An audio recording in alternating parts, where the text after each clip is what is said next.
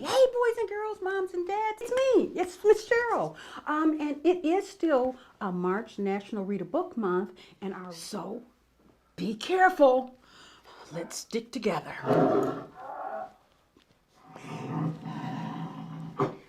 This week's read is The Hunted by Julie Haydon.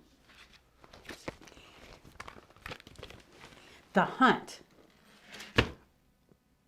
A hunter's boast. I am lion, strong, intelligent, and free. I stalk my prey through the grasslands. I charge and bring my prey crashing down. My sister's at my side. I crush with my jaws. I tear with my teeth. I rip with my claws. Beware, prey. I hunt tonight. Predators hunt and eat other animals. Animals that are hunted and eaten are called prey. Some predators, like the lion, use speed and strength to overpower their prey. Others lie in wait or trick or trap their prey. Some predators pursue their prey until it is exhausted or cornered. Now that the lion has gotten in his boast, this is the hunted's reply. This is the zebra's reply to that lion. I am zebra, fast, fleet, and wild. I live with my herd. We listen for the hunter. We watch for the hunter. We sniff the air for the hunter. When the hunter appears, we run like the wind. Where does one zebra end and the next begin? Catch us if you can. My belly is full of sweet grass. Did you eat today, hunter? I think not. Ha! Prey animals, such as the zebra, are not defenseless. They often have keen senses that they use to detect predators. When a predator threatens a prey animal may freeze, hide, flee, bluff, or fight.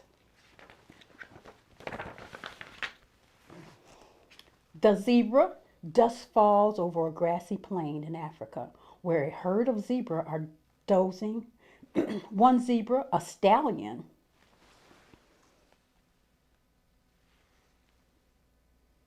is the lookout. Suddenly,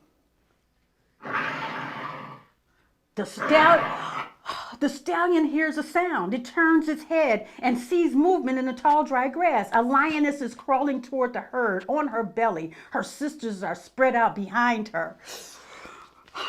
The stallion stamps its foreleg, and its warning snort can be heard across the plain. The lioness and her sisters no longer have surprise on their side. The lioness charges. The zebra herd wheels about as the zebras flee. With so many zebras together, it is hard to tell one zebra from another. The lioness hesitates, unable to choose a victim. It is all the time the herd needs to escape. They got away. Yay for the zebra. Oh, wow.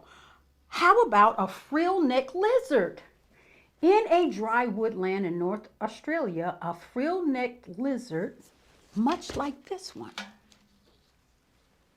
is searching for insects in the leaf litter. A dingo, that's like a wild dog. A dingo trots toward it. The frill-necked lizard freezes. He stops. Its grayish-brown body blends with the dead leaves. If it does not move, it may not be seen, so he freezes. The dingo is almost on top of the lizard before being spotted. There is nowhere for the lizard to run. It faces the dingo and extends the bright frill that looks like a cape around his neck.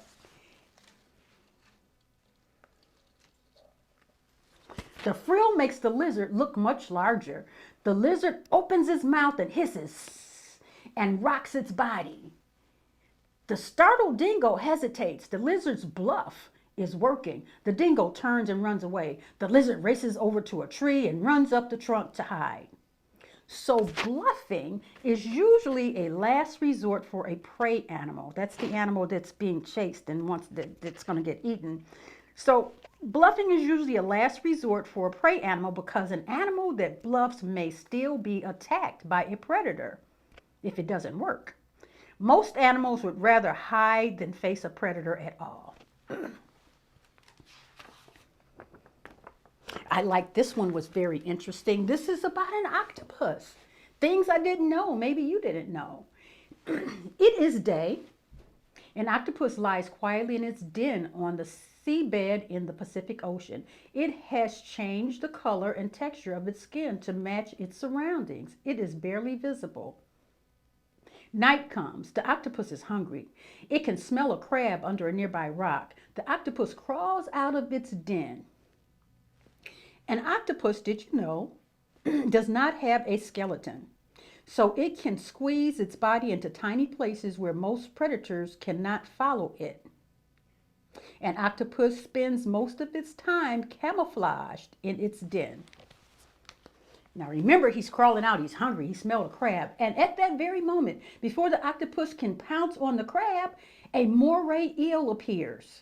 The eel smells the octopus, swims toward it, the octopus is alarmed, It sucks water into its body, then squirts it out again with great force, and this pushes the octopus quickly through the water away from the eel.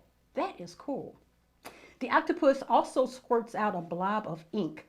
The eel cannot see or smell the octopus through the ink blob. So the eel bites it where the octopus was, but it gets only inky water. Meanwhile, the octopus changes color and quietly slips away. He escaped too. What's next on our adventure? The hedgehog. It is night in a country garden in England. A hedgehog is walking across the lawn searching for insects. Suddenly the hedgehog feels vibration through the ground and gets a whiff of fox. The hedgehog quickly curls up into a ball and tucks its head and its legs and its tail inside of its body. The fox rushes up to the hedgehog, but all the fox can see and touch is a prickly ball. The hedgehog's spines are stiff and sharp. The fox pokes at the fox, and carefully the spines prick its paws. The fox nudges the hedgehog down a small slope. Still, the hedgehog does not uncurl, and its spines cushions his body from the damage. Frustrated, the fox trots off in a search for easier prey. The hedgehog stays curled up until it's sure the danger has passed. It lifts his nose to sniff the air. There is no smell of a fox or any other predator. He's sure. So now the hedgehog uncurls and shuffles on off to his next adventure. Cool. This one's very interesting. This is about a fulmar. It's a little baby bird. It's a baby fulmar. A fulmar chick is sitting in its nest on an island in the North Atlantic Ocean. It is day and its parents are off. Uh-oh, he's all alone. His parents are off searching for food. The chick looks small and defenseless, like he can't protect himself because his mom and dad are not there. A bird, he looks pretty big too. A bird flies overhead. It is a skua. It sees the baby chick and flies toward it. Skuas eat a range of foods, including other birds, baby birds. The chick sees the skua. As the skua approaches the nest, the chick opens its beak and spits out a horrible smelling oily liquid that comes from its stomach. The sticky yellow liquid hits the skua and drives it away. The fulmar chick is left unharmed. Another one escapes. I like this story because everybody gets away. Other birds try to avoid the oily liquid that a fulmar spits. The liquid sticks to a bird's feathers so that a bird cannot fly or swim properly. Interesting. The baboon. In a rainforest in Africa, a troop of baboons are searching for food on the ground. They spread out to forage. Then suddenly, a leopard darts out from behind a bush and attacks a young baboon. The troop erupts in loud warning cries and angry roars. The females and young baboons race up trees to safety, but the male baboons rush forward to attack the leopard. They're going to defend their family. The baboons grab the leopard with their hands and bite it with their long, sharp canine teeth. The leopard is in danger now. It's wounded. It must fight the baboons off, but there are too many baboons. They will kill the leopard if they can. The leopard is lucky. It is able to pull free and run off.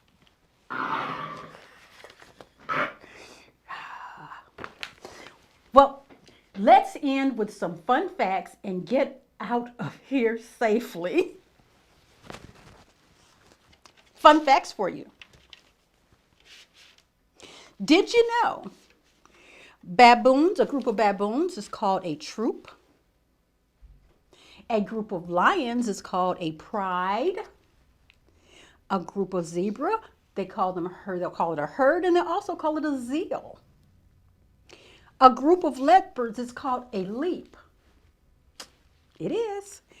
And a group of elephants, my favorite, is called a parade. A large number of frogs is called an army. And a group of kangaroos is called a troop or a mob. So those were our fun facts for the day, our vocabulary words for the day. So not only did we have an adventure, we learned a lot, and it was fun too. So thanks for being my safari buddies today. Hope you enjoyed the adventure. Now let's get out of here alive.